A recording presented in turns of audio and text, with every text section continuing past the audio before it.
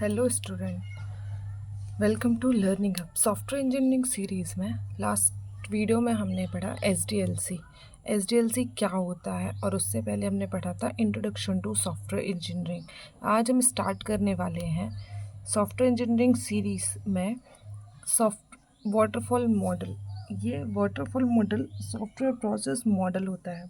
Software process model वो models होते हैं जिनकी हेल्प से हम किसी सॉफ्टवेयर को डिज़ाइन कर पाते हैं।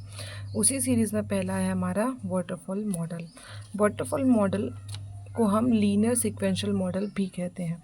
अब इसका नाम वाटरफॉल क्यों पड़ा?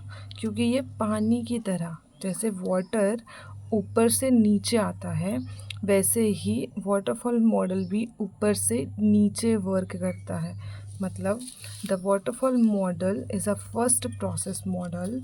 The waterfall model is a sequential linear project management approach where each phase must be complete before the next begin. मतलब यदि हमें किसी नेक्स्ट फेज़ पे जाना है तो पहले सबसे फर्स्ट फेज़ को कंप्लीट करना पड़ेगा। तो यही है हमारा वाटरफॉल मॉडल। इसे सबसे पहले प्रेजेंट किया था डॉक्टर विस्टम डब्ल्यू रॉयसे ने इन 1970s।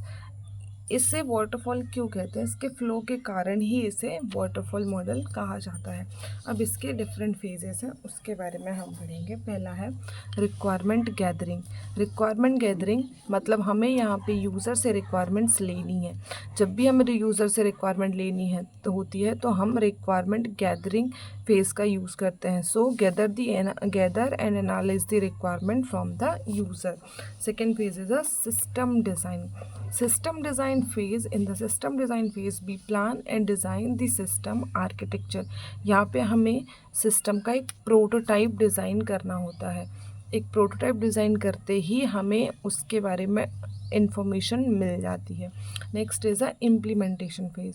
In the implementation phase developer right the code based on the design.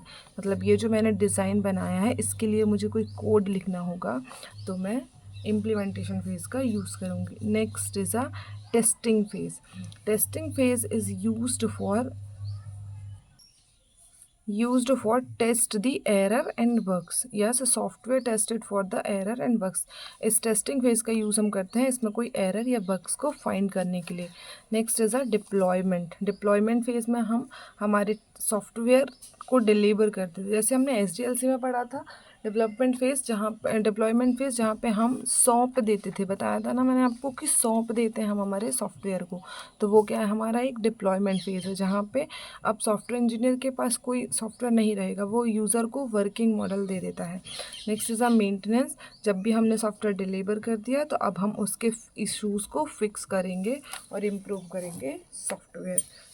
तो this is all about a phases of waterfall model और linear sequential model. Next is the advantage of waterfall model.